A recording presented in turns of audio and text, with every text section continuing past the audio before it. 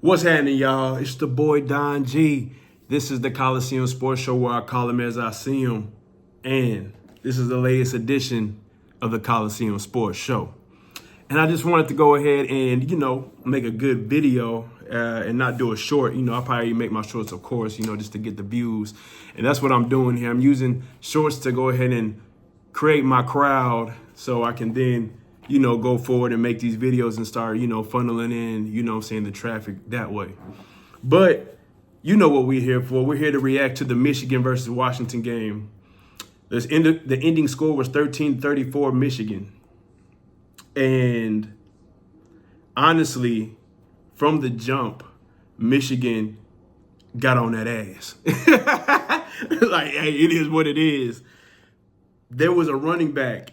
I haven't watched too much of Michigan. We were mainly following the drama with the investigation and things of that sort early on in this season. And for them to make it this far with John Harbaugh, is it John Harbaugh? What? Coach Harbaugh, with them missing him with the final games, I think the final 2 or 3 games, they still were able to pull it out, get to the playoffs, and not only get to the playoffs, but have to go against arguably the toughest opponent in Alabama and go into overtime and beat those guys and end up in the championship. Now, in this game, it had been since 1997 since they won their last college championship. But from the jump, Donovan Edwards, he has 6 carries, 134 yards, and 2 touchdowns. I believe this game was only close because they stopped running that brother. He only had 6 carries, and he had 134 yards. Let me repeat that again. It's going to be the third time. He has 6 carries, 134 yards, and 2 touchdowns.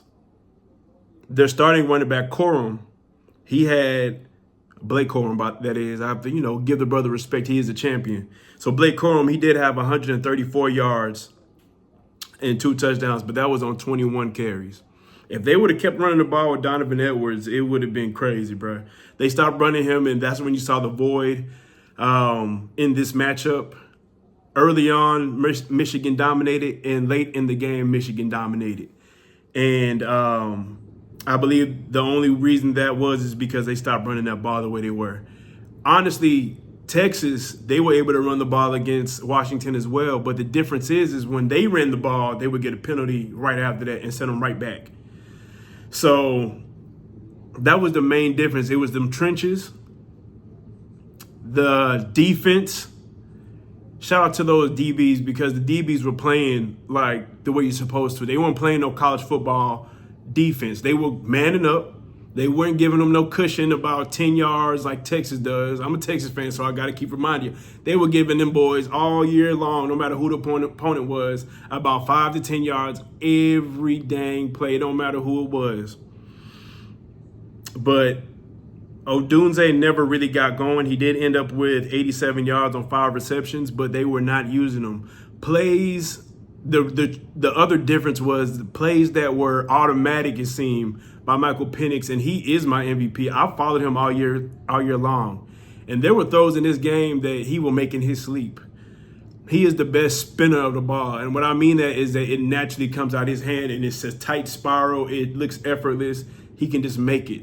He's one of those kind of guys. And so throws that he normally would make, he just wasn't, man. He was uncomfortable. He had 255 yards, 1 touchdown, and 2 interceptions. And he was throwing off his back foot, even in situations that were unnecessary. The defensive line for Michigan did things that reminded me of Max Crosby. I was watching the Dolphins Hard Knocks, and one thing they kept saying, and I never really noticed, but Max Crosby, even if he doesn't sack you, he's going to let you know that he's there. He's going to frustrate you. He's going to knock you off your pivot if you're not mentally strong and prepared for that. So Penix was uncomfortable. He was only sacked 1 time. And the Washington offense only had 46 yards rushing. I do have to give shout outs to Dylan Johnson because Dylan Johnson looked like he should have not played this game, according to, the last game against Texas. But Dylan Johnson had 33 rushing yards only, and he played hurt. And it was a great effort, man. You know what I'm saying? To be out there like that. And as a football player, I do have to say, when it comes to your lower legs, you don't want to risk that, but you have to put it all on the line for a championship game. That's what we play for. That's what we play for. It is what it is. You're going to go out there. I switched colleges, all these transfer portals. I came here for this reason, so I'm going to play. And so I have to give that man, praises. You know what I'm saying? This is the Coliseum Sports Show. Shout out to the Gladiators. But with only having 46 rushing yards total as an offense, understand this. J.J. McCarthy had 31 rushing yards.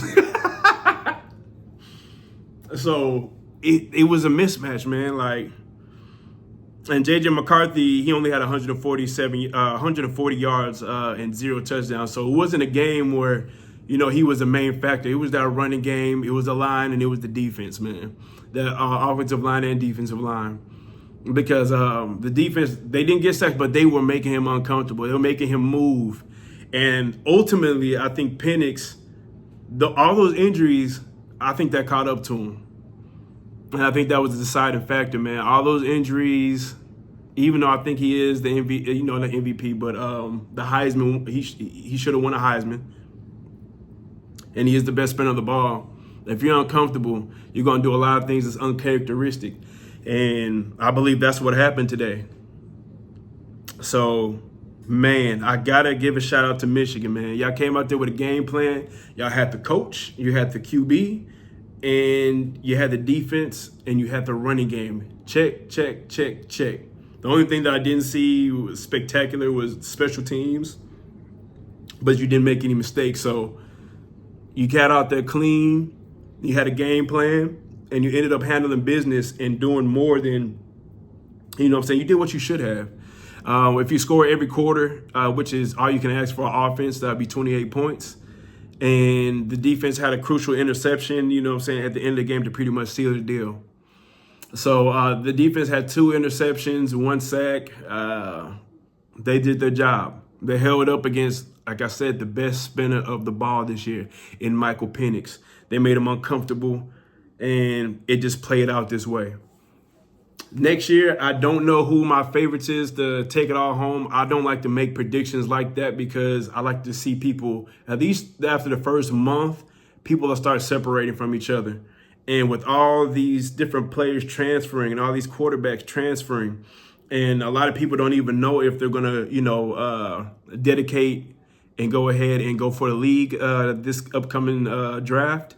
We have to wait and see. So I'm not going to say all that. But shout out to Michigan, man. They did their thing. As I said before, this is their first, first championship since 1997.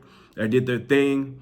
And honestly, Washington was just, it was a mismatch, man. They were undermanned, and they had way too many injuries. The defense stepped up, mid-game, but the way you start is the way you want to end. And Michigan started strong, and they ended strong. They started running the ball, and they ended running the ball. It just is what it is, baby. You can't hate on them. So let me know what y'all think about this game. Tell me who's your favorite team to take it all in college football next year. And with that being said, this is Don G. This is the Coliseum Sports Show, where I call him as I see him. And the way that I saw it is that this was just a mismatch from the get-go. When you can run the ball like that, understand, even neutral site or you go to somebody else's house, the thing that always transfers is going to be a running game. And when you got them big hogs up front, they had so many linemen, as a matter of fact, that they had their starting right tackle moving around the line like he was just an extra lineman. They let everybody else run up, and they let their best lineman just run around and pick people off. And they were off to the races. Even with the running back crashing into the line, not even reading, he had his head down, crashed into the line, was able to had enough time to bounce off and then find a lane about 40, 50 yards up the side to go ahead and score, man. So running, what did we learn today? What we learned is that running game is transferable, man. It'll go, it travels. Just is what it is. We got to call it as we see him. So until next time, man, I appreciate everybody who watch this, please make sure that you subscribe, you like, and you comment, and just, share this with like your family, man. You know what I'm saying? Tell them about the Coliseum Sports Show and your boy Don G.